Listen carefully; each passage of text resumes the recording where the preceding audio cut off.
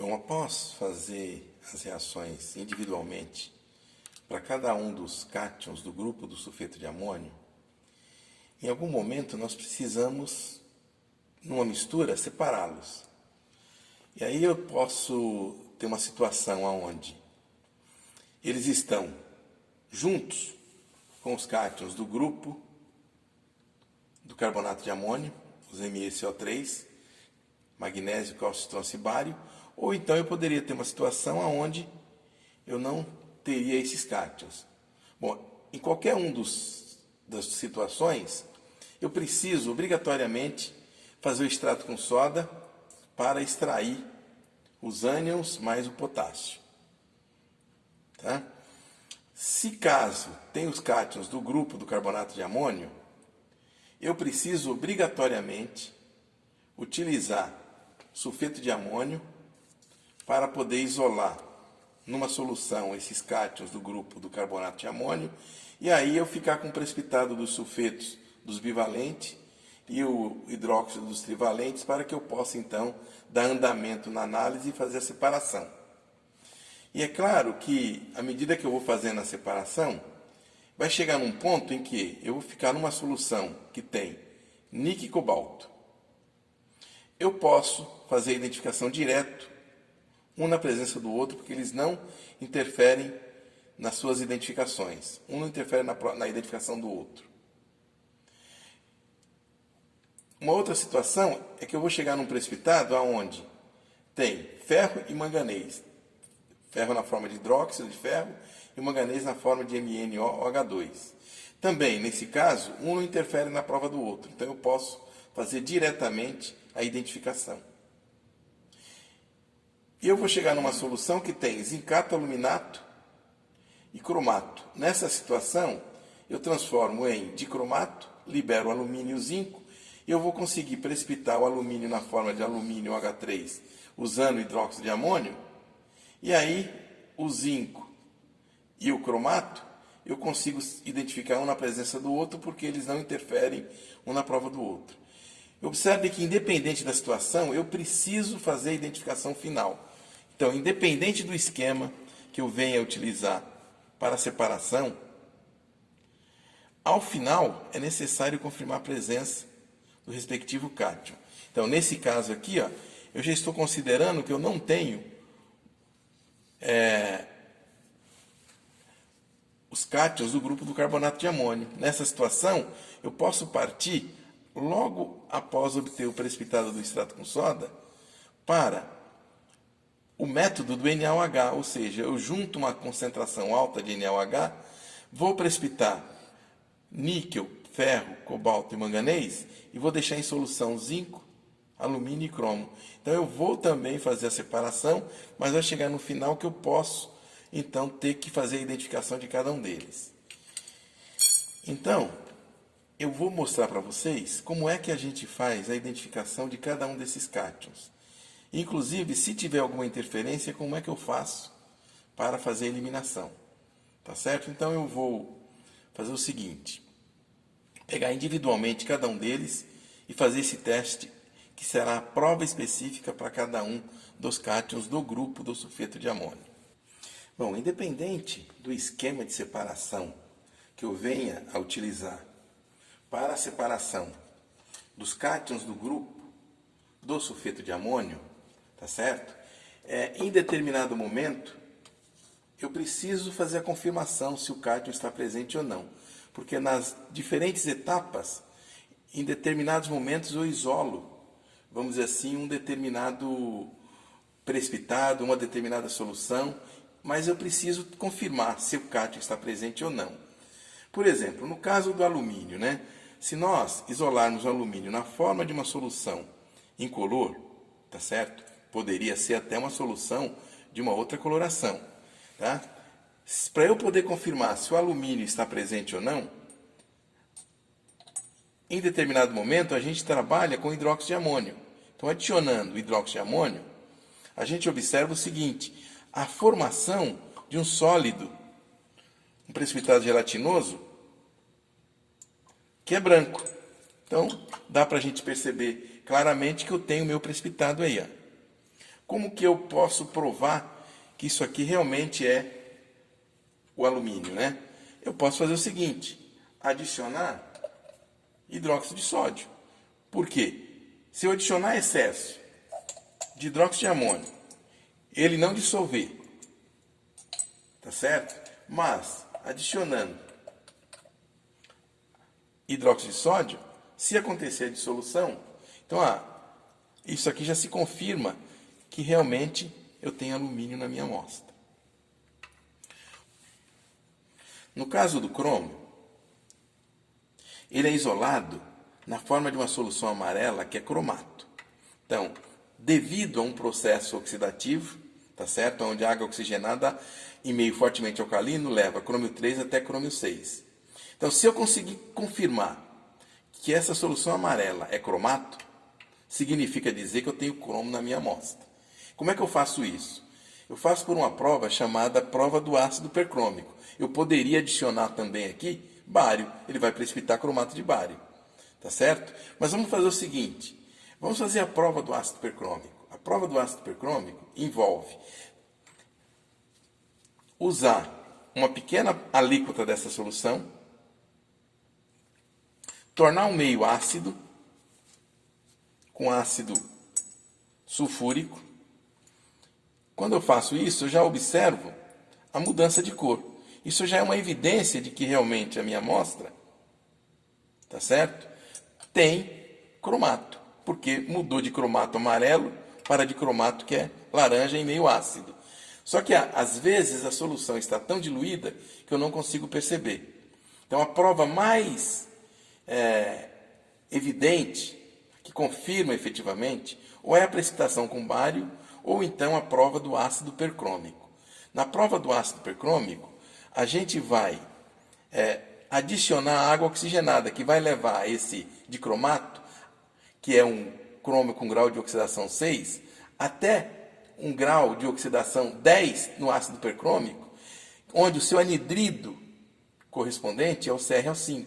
Só que o H2CrO6, o ácido percrômico, ele é muito instável, se decompõe muito rapidamente no anidrido correspondente em água. Então a solução que está azul, de repente, desaparece a coloração azulada. E se for uma solução muito diluída, eu nem percebo a formação do H3 ou do H2CrO6. Bom, uma forma de estabilizar é usar éter. O éter forma uma camada incolor na solução aquosa, que vai ficar acima, justamente pelo fato de ser menos denso que a solução aquosa. Então, observe que na parte superior, nós temos aqui uma coluna incolor.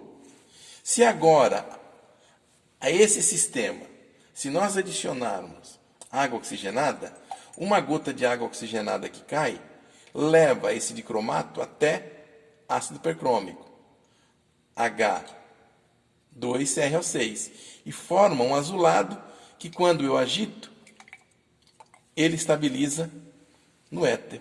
E a solução que vai ficando embaixo é esverdeada. Por quê? Vai sendo reduzido, então, esse H2CrO6, esse crômio vai voltar para crômio 3. Então, confirmou. Se formou uma solução azulada aqui no éter, significa dizer que isso aqui é H2CrO6, é ácido percrômico. Logo, a minha amostra amarela era cromato, então significa dizer que a minha amostra tinha crômio 3. Para ferro, a prova é muito simples, porque eu posso ter uma amostra contendo ferro que, por mais diluída que ela seja, tá certo? Por mais diluída, o reagente que identifica ferro 3 é o tiocianato, ou seja, uma amostra que tenha ferro 3, por mais diluída que ela seja, a gente consegue observar a formação do complexo vermelho-sangue, tá certo? Que é o FeSCN6 3-, o hexatilciano ferrato 3. Eu poderia também extrair em éter esse complexo. Ele acaba estabilizando também no éter. Então, se eu adicionar éter a esse complexo, ele acaba subindo e passando para o éter, vai para a camada etérea. Então, observe que a camada etérea aqui, ó, ela já está levemente, já está marcadamente vermelho intenso. Tá certo? Então, eu consigo extrair o tiocianato, o hexatiociano ferrato 3, completamente. Uma outra prova específica é no caso do níquel. Níquel, a gente identifica numa solução que é amoniacal. Então, solução amoniacal, então, adicionando hidróxido de amônio à solução de níquel, vamos chegar naquele complexo azul-violeta ou violáceo. E o reagente específico para níquel é dimetilglioxima, porque na hora que eu adiciono dimetilglioxima a níquel, forma um precipitado vermelho maravilha. Esse precipitado vermelho maravilha é muito específico para a identificação de níquel. Então, eu consigo identificar claramente a presença de níquel a partir da presença, ou a partir da formação desse precipitado.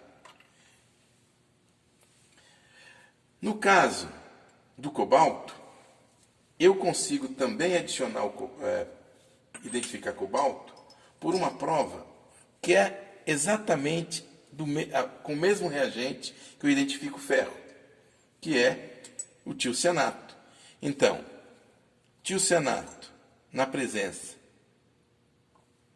de cobalto dá uma solução que é um róseo mais intenso. Mas aí eu fico na dúvida, será que é cobalto realmente ou outra espécie? Bom, para que a gente possa identificar se é cobalto ou não que está sendo complexado aqui com como tetratiociano cobaltato, o que a gente faz? Podemos adicionar acetona. Na presença de acetona, esse complexo ele deixa de ser róseo e eu acabo formando um azul celeste. Isso é indicativo da presença do cobalto. Então, antes, o que acontece? Eu tenho o complexo que é octaédrico, onde eu tenho duas moléculas de água que estão uma em cima no vértice e outra embaixo. Quando eu adiciono acetona, eu estou adicionando um solvente com constante dielétrica mais baixa, que consegue remover do ápice do octaédrico as moléculas de água. Consequentemente, o complexo muda de octaédrico para tetraédrico. E só tendo a presença na esfera de coordenação do tiocianato. Consequentemente, esse complexo com tiocianato ele é azul. Então, é um azul celeste. Bom, imagina que eu tenho uma amostra que contém ferro e cobalto. Eu quero identificar o cobalto nessa amostra. Eu não sei que tem ferro. Vamos supor, eu adiciono tiocianato. Ó, tiocianato que cai, imediatamente nos mostra a presença de ferro. A presença de ferro. Bom, e agora, como é que eu consigo identificar se essa minha amostra tem ou não cobalto? Bom, para nossa sorte, o complexo de ferro, hexatiociano ferrato 3, ele apresenta uma constante de formação menor do que a constante de formação do hexafluoroferrato 3, que é incolor. Então, se eu tiver uma amostra que contém ferro 3 complexado com hexatiociano ferrato 3 e eu adicionar fluoreto, olha o que acontece. O fluoreto substitui completamente o tiocianato da esfera de coordenação e passa a ser um complexo agora, ó, incolor. Veja que mesmo no éter por onde passou o fluoreto, nós conseguimos então eliminar essa interferência de ferro. Consequentemente, se eu fizer isso na amostra que tem ferro e cobalto, o que é que vai acontecer? Eu vou conseguir eliminar a interferência do ferro e deixar o meio suficiente para que eu possa agora identificar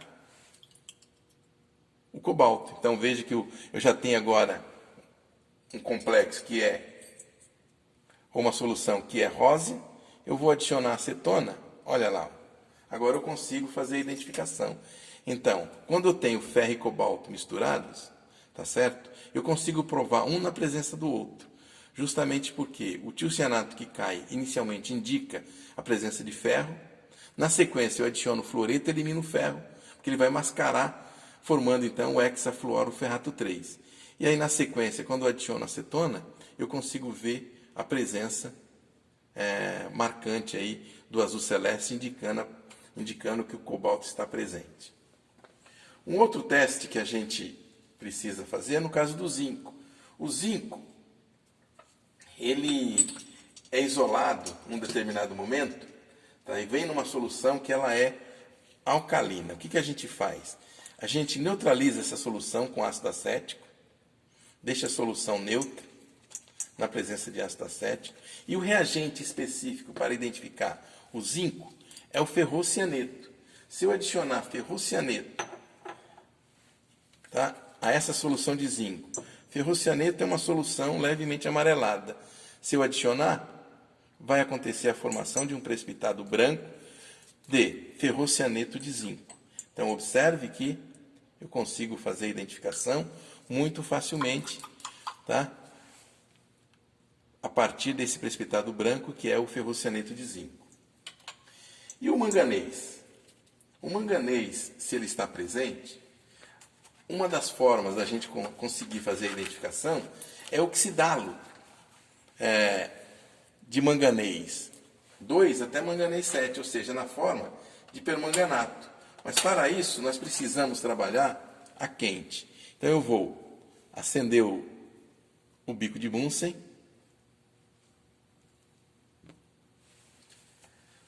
e vou fazer o aquecimento. Então, bico de Bunsen aceso, chama de combustão completa, tá? E aí nós vamos fazer o seguinte: essa amostra tem manganês. Bom, como é que eu identifico que realmente o manganês está presente? Bom, a única forma de identificar que o manganês está presente é adicionando um reagente que é um bom agente oxidante, que é o dióxido de chumbo, na presença de ácido nítrico. Então, eu adiciono PbO2, que é um sólido escuro, excesso de PbO2, então tenho aqui PbO2 já no meio, e vou fazer o seguinte: vou adicionar o ácido nítrico. Então, o ácido nítrico, quando adicionado, concentrado, vai promover a oxidação do manganês junto com o PbO2, vai promover a oxidação do manganês 2 a permanganato. Então eu vou adicionar o ácido nítrico concentrado, tá certo? E aí vamos ter que fazer o aquecimento. Então vamos acender o bico de Bunsen para que a gente possa fazer a identificação do manganês na forma de permanganato. Então, vamos acender o bico. Estamos aqui com a chama de combustão completa. E aí nós vamos aquecer. No aquecimento, eu preciso ferver essa solução. Então nós vamos colocar na chama do bico de Bunsen, aquecer pondo e tirando da chama. Quando começar a ferver, possivelmente eu já vou estar formando o nosso produto de reação, que é o permanganato. Então, eu acredito que já formou. Bom, para a gente poder saber se formou permanganato ou não, a gente dá uma inclinada no tubo e observa o sobrenadante, porque o PbO2, que é sólido, desce para o fundo, e aí aparece, então, a nossa coloração correspondente ao permanganato, que é o nosso violeta. Então, está aqui, ó, solução violeta de permanganato. Então, a gente consegue identificar claramente cada um dos nossos produtos de separação, confirmando a presença ou não dos respectivos cátions. Tá certo? Então, essa era a última informação que eu tinha que passar para vocês.